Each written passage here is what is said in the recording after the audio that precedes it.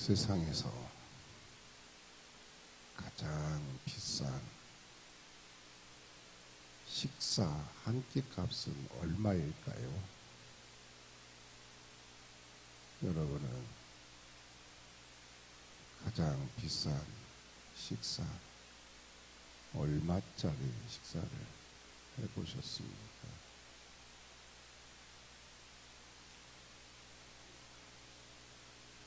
세계적인 투자가 워렌 버핏이 이런 제안을 했습니다. 자신과 함께하는 점심 식사를 경매에 내놓고 그 수익금을 기부를 하겠다는 것입니다. 식사 장소는 미국 뉴욕의 스미스 앤드 올렌스키 스테이크 식당으로 하고, 경매에서 낙찰된 자는 자신과 함께 식사를 하면서 투자를 비롯한 다양한 주제를 가지고 대화를 나눌 수 있게 하겠다라는 것입니다.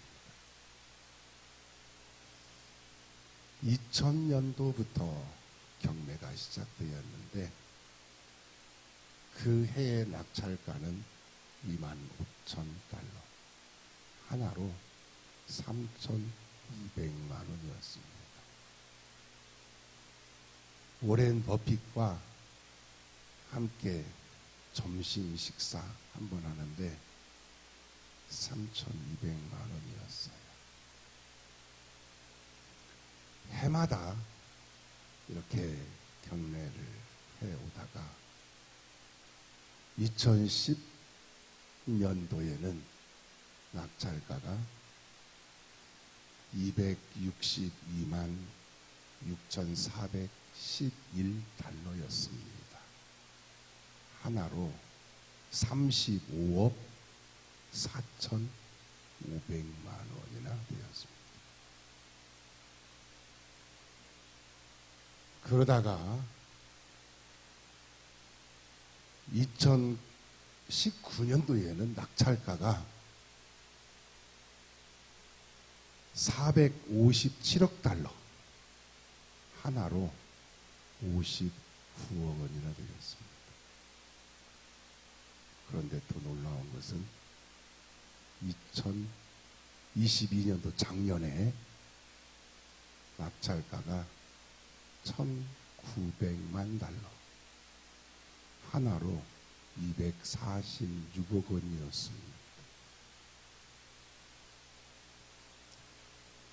작년에 낙찰된 사람은 자신의 이름을 밝히지 말아달라고 해가지고 그 사람이 누구인지 모르는데, 워렌 버핏과 점심 식사 한 끼 먹는데 246억 원을 주고 점심 식사를 먹었습니다. 일반 사람들은 상상할 수도 없는 식사 한 끼 값이죠. 저는 여기서 이런 생각을 해봤어요. 도대체 워렌 버핏이라는 사람이 얼마나 대단한 투자가인가. 저는 오래전부터 워렌 버핏이 세계적인 투자자라는 것을, 그 이름을 알고 있었기 때문에 이제 뉴스에 그 이름이 자주 등장하는 것을 볼 수가 있습니다. 코로나 기간 동안에도 이 워렌 버핏은 수백조 원의 돈을 벌어들이는 그런 대단한 투자인가인 것을 볼 수가 있습니다. 또 도대체 어떤 사람이 그렇게 많은 점심값을 내고 같이 식사를 하는가? 또 도대체 무슨 이야기를 듣고 싶어서 그렇게 비싼 식사값을 내는가? 식사를 하고 난 후에 돈이 아깝다고 후회하지는 않는가라는 생각을 해보았습니다. 그런데 어쨌든 정말 대단한 만남이라고 할 수가 있습니다. 그런데 오늘 본문 말씀에 보면 오랜 버핏과의 만남보다도 더 놀랍고 대단한 만남이 있습니다. 바로 예수님과 니고데모의 만남입니다. 비록 비싼 식사를 함께 하는 만남은 아니지만 더 놀랍고 대단하고 차원이 다른 만남이 이루어진 것을 볼 수가 있습니다. 본문 1절 말씀에 보면 예수님을 만난 사람이 어떤 사람인가 소개가 되어 있습니다. 그런데 바리새인 중에 니고데모라 하는 사람이 있으니 유대인의 지도자라고 되어 있습니다.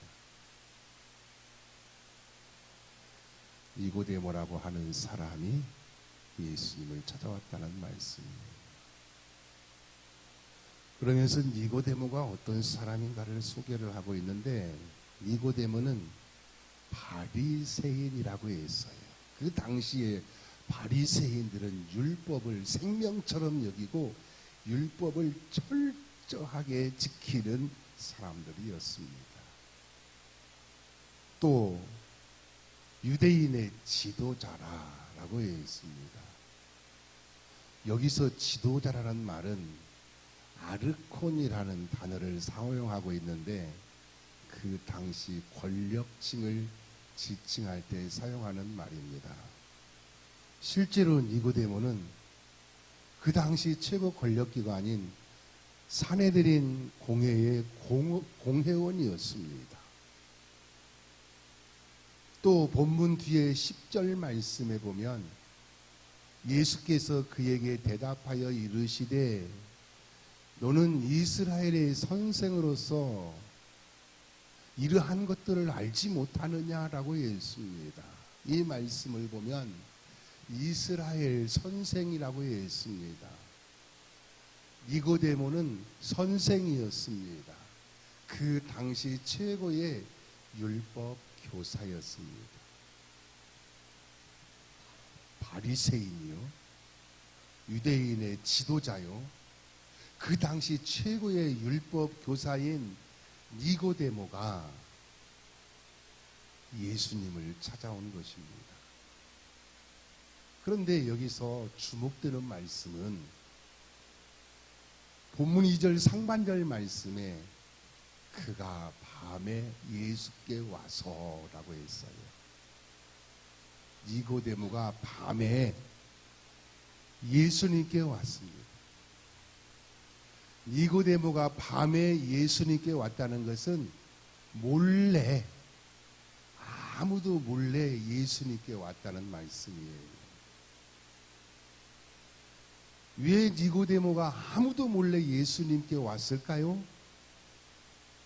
그 당시 산헤드린 공회에서는 예수님을 요주의 인물로 지목하고 예수님을 감시하고 예수님을 제거할 방법을 찾고 있었습니다. 그런 상황에서 니고데모가 예수님을 찾아와서 예수님께 가르침을 받는다는 사실이 알려지면 공회원의 자격을 박탈당하고 유대교에서 출교를 당할 수 있기 때문입니다. 다시 말씀드리면 니고데모는 위험을 무릅쓰고 자기 신변의 위험을 무릅쓰고 예수님을 찾아온 거예요. 왜 니고데모가 이러한 위험을 무릅쓰고 예수님을 찾아왔을까요? 본문 2절 말씀에 보면 그가 밤에 예수께 와서 이르되 라삐여, 우리가 당신은 하나님께로부터 오신 선생인 줄 아나이다. 하나님이 함께 하시지 않으면 당신이 행하는 이 표적들을 아무도 할 수 없음이니이다 라고 했습니다. 이 말씀을 보면 니고데모가 예수님을 가리켜서 라삐요 라고 했어요. 또 선생인 줄 아나이다 라고 했습니다. 니고데모가 예수님을 라삐 또 선생이라고 부르고 있습니다. 다시 말씀드리면 니고데모는 예수님께 배우고 싶어서 찾아왔다 이 말씀이에요.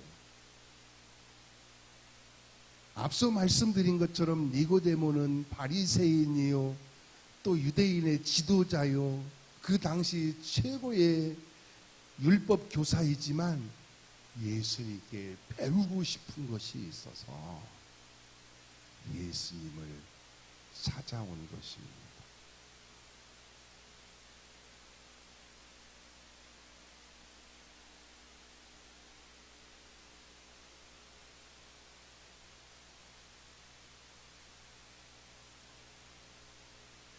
앞서 말씀드린 것처럼 2019년도에 낙찰가 457만 달러 하나로 59억 원에 오렌 버핏과 식사를 한 사람은 암호화폐 트론의 CEO 저스틴 선이었다고 합니다. 한 기자가 저스틴 선에게 오렌 버핏과 식사하면서 무슨 대화를 나누었습니까? 하고 물었다는 거예요. 그러자 저스틴 선이 주로 암호화폐에 대한 대화를 나누었다고 대답을 했다는 것입니다. 세계적인 투자가 워렌 버핏에게 자기가 하는 일에 대해서 조언을 받은 것입니다. 자기가 하는 일에 대해서 그리고 자기가 투자하는 일에 대해서 이렇게 최고의 전문가에게 조언을 받는 그런 대화를 했다라는 것입니다. 오렌 버핏과 함께하는 식사 한 끼 값이 일반인들의 상상을 초월하는 엄청나게 비싼 값이지만 그 후에 오렌 버핏과 만난 사람들은 수조 원 또는 수십조 원, 많게는 수백억 원의 수백조 원의 그 수익을 올리게 되는 그런 성과를 거두게 된다고 하는 것입니다. 니고데모는 자신의 신변의 위험을 무릅쓰고 예수님을 찾아왔는데 예수님께 놀라운 비밀을 배우게 됩니다. 그것은 바로 거듭남의 비밀입니다. 율법으로는 배울 수가 없고 그가 그 당시 최고의 율법 교사이면서도 그 율법에서는 배울 수가 없고 세상의 학문으로도 배울 수 없는 거듭남의 비밀을 예수님을 찾아와서 예수님께 배우게 된 것입니다. 본문 3절 말씀에 보면 예수님께서 이렇게 말씀을 하세요. 예수께서 대답하여 이르시되 진실로 진실로 내게 이르노니 사람이 거듭나지 아니하면 하나님의 나라를 볼 수 없느니라 라고 했습니다. 이 말씀을 보면 거듭나지 아니하면 이라고 했습니다. 사람이 거듭나지 아니하면 하나님의 나라를 볼 수 없다고 했습니다. 니고데모는 처음 듣는 말씀이었습니다. 니고데모는 이해할 수 없는 말씀이었습니다. 그래서 본문 5절 말씀에 보면 니고데모가 이렇게 묻습니다. 니고데모가 이르되 사람이 늙으면 어떻게 날 수 있사옵나이까? 두 번째 못대에 들어갔다가 날 수 있사옵나이까? 라고 합니다. 니고데모는 거듭나야 한다는 말씀을 듣고 사람이 두 번째 모태에 들어갔다가 다시 나와야 합니까? 하고 엉뚱한 질문을 한 거예요. 그때 예수님께서 본문 7절에서 8절 말씀에 보면 이렇게 말씀을 하십니다. 내가 내게 거듭나야 하겠다 하는 말을 놀랍게 여기지 말라. 바람이 임으로 불매 내가 그 소리는 들어도 어디서 와서 어디로 가는지 알지 못하나니 성령으로 난 사람도 다 그러하니라 라고 말씀을 하십니다. 거듭난다는 것은 눈으로 볼 수 있는 것이 아니라 바람처럼 눈으로 볼 수 없는 하나님 나라의 일이라는 말씀이에요. 즉 영적인 일이라는 말씀입니다. 그렇다면 거듭난다는 것은 무엇을 말합니까? 본문 6절 말씀에 보면 예수님께서 이런 말씀을 하세요. 육으로 난 것은 육이요 영으로 난 것은 영이니라고 말씀을 하십니다. 사람이 육으로 난 것이 있고 영으로 난 것이 있다라는 말씀이에요. 그래서 사람은 육으로 난 뒤에 다시 영으로 나야 한다라는 말씀입니다. 여기서 육은 사르크스라고 하는데 살이라는 뜻이에요. 이 살이라는 뜻인데 즉 육체를 말합니다. 또 영은 푸누마라고 하는데 바람이라는 뜻이에요. 즉 하나님과 만나고 교제하는 우리 속에 있는 영을 말합니다. 따라서 사람은 육체를 가지고 태어난 후에 하나님과 만나고 교제하는 영적인 사람으로 다시 태어나야 한다 이 말씀이에요. 이것을 거듭남이라고 합니다. 조직신학에서는 중생이라고 말을 합니다. 그렇다면 어떻게 거듭날 수 있습니까? 가장 궁금한 것이 어떻게 거듭날 수 있습니까? 예수님께서 본문 5절에서 이렇게 말씀을 하십니다.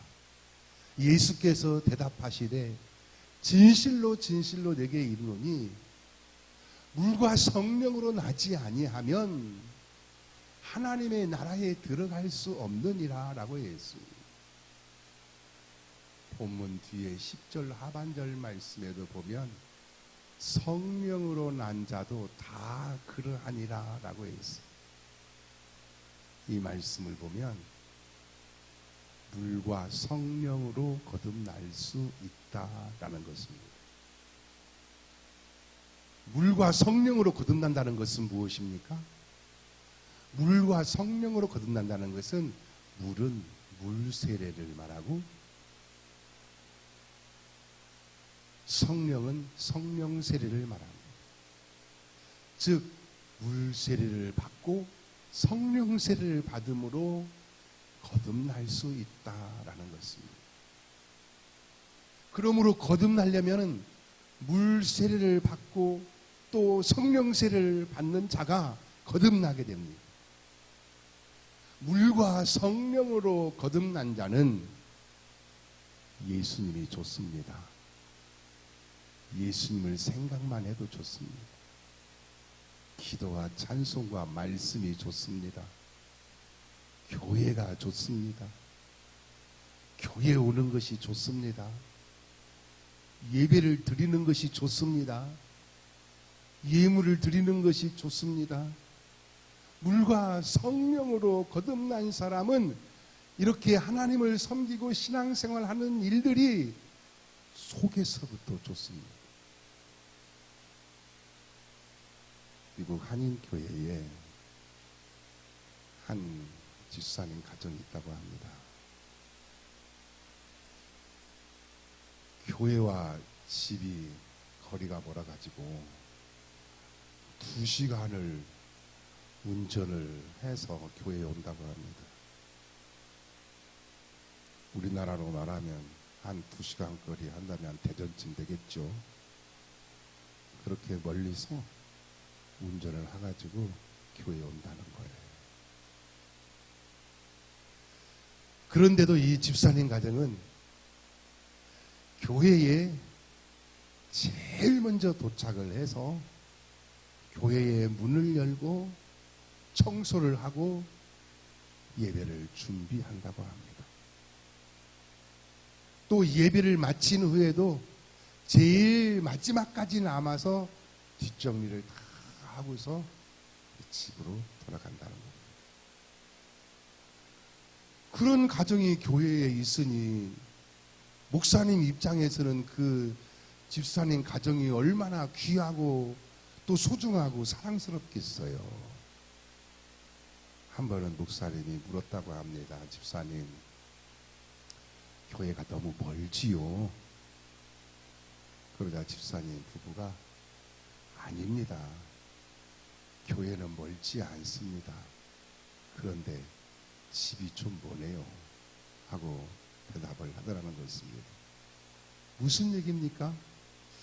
교회에 올 때는 예배 드릴 생각, 성도들을 만날 생각, 교회에서 섬기고 봉사할 일들을 생각하면서 오기 때문에 교회가 멀게 느껴지지 않는데 집으로 갈 때는 집이 멀게 느껴진다라는 것입니다. 이것이 거듭난 사람의 영적 생활이고 신앙생활인 것입니다. 그렇다면 나는 거듭난 사람인가? 거듭난 사람이 아닌가? 내가 지금 예수님을 믿고 신앙생활을 하고 있고 예수 믿은 지 10년 됐고 20년 됐고 30년 됐는데 나는 거듭난 사람인가? 거듭난 사람이 아닌가?